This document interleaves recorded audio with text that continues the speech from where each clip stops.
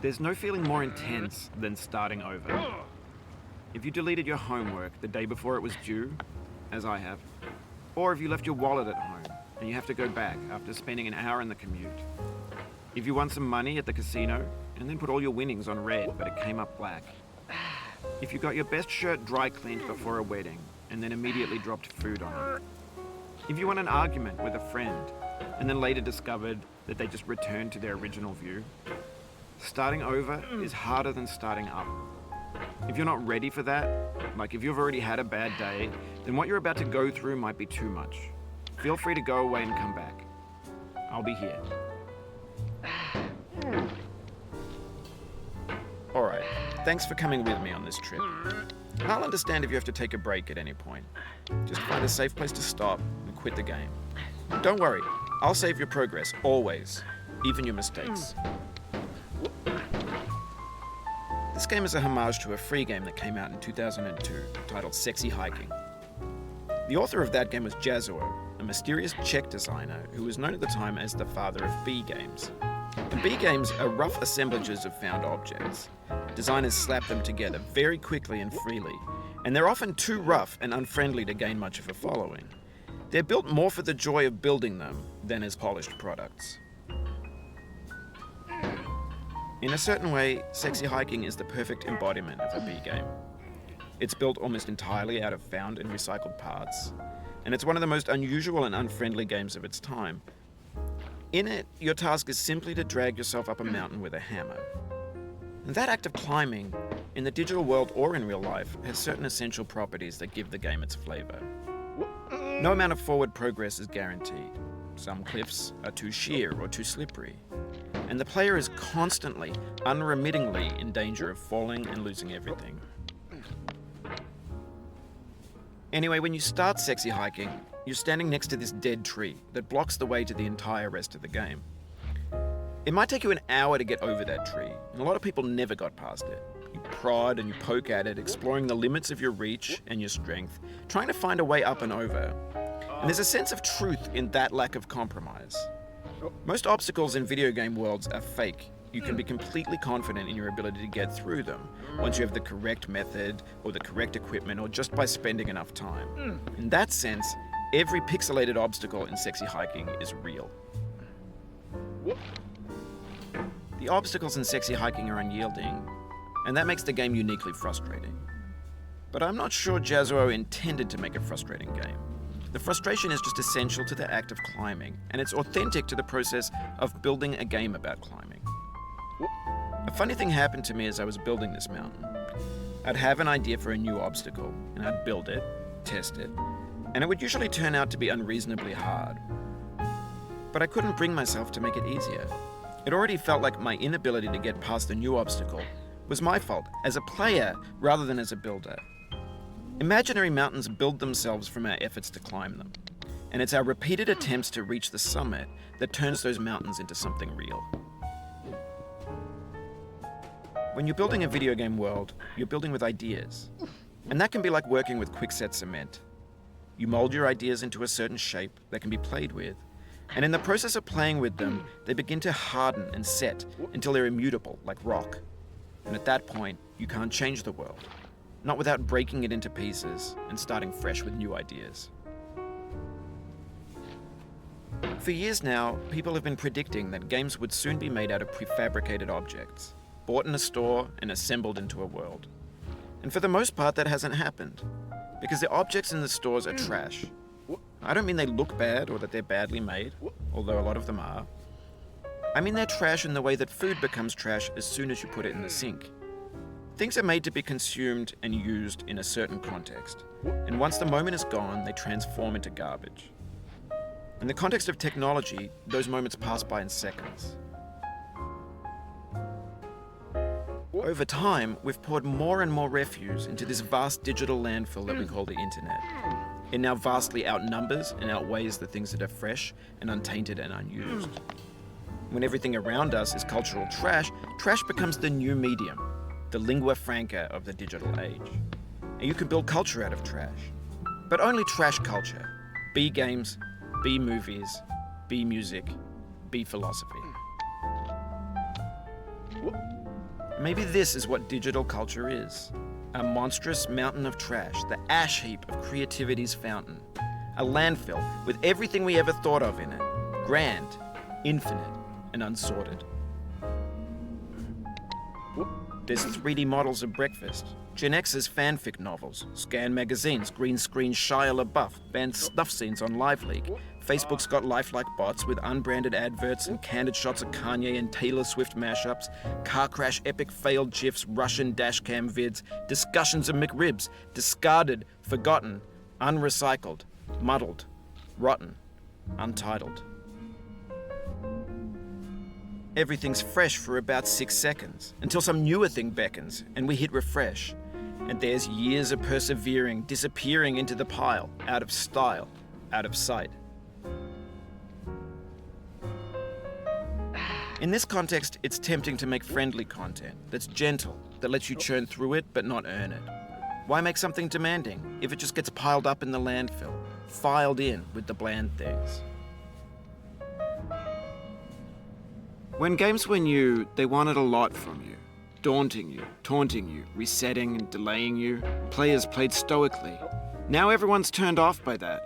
They want to burn through it quickly, a quick fix for the fickle, some tricks for the clicks of the feckless. But that's not you, you're an acrobat. You could swallow a baseball bat. Now I know, most likely you're watching this on YouTube or Twitch, while some dude with 10 million views does it for you, like a baby bird being fed chewed up food. That's culture too. But on the off chance that you're playing this, what I'm saying is, trash is disposable, but maybe it doesn't have to be approachable. What's the feeling like? Are you stressed? I guess you don't hate it if you got this far. Feeling frustrated? It's underrated. An orange is sweet, juicy fruit locked inside a bitter peel. That's not how I feel about a challenge. I only want the bitterness. It's coffee. It's grapefruit. It's licorice. It feels like we're closer now. Composer and climber, designer and user. You could have refused, but you didn't. There was something in you that was hidden, that chose to continue. It means a lot to me that you've come this far, endured this much. Every wisecrack, every insensitivity, every setback you've forgiven me is a kingly gift that you've given me. We have the same taste, you and I. It's not ambition, it's ambition's opposite. An obdurate mission to taste defeat.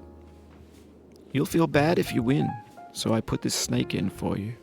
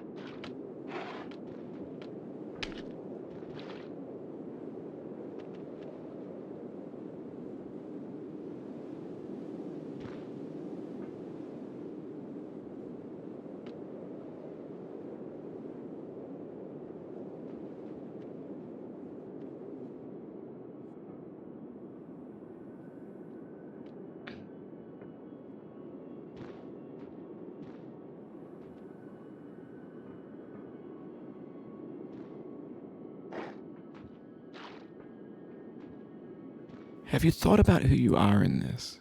Are you the man in the pot, Diogenes? Are you his hand? Are you the top of his hammer? I think not. Where your hand moves, the hammer may not follow, nor the man, nor the man's hand. In this you're his will, his intent, the embodied resolve in his uphill ascent.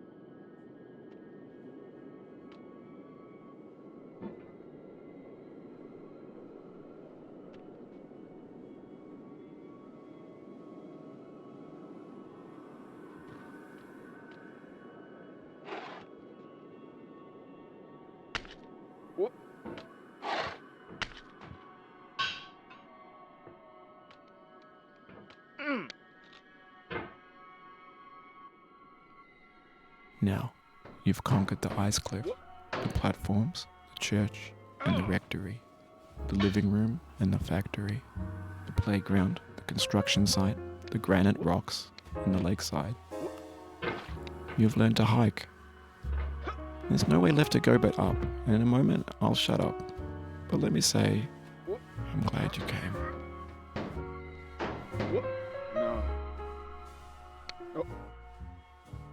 I dedicate this game to you, the one who came this far. I give it to you with all my love.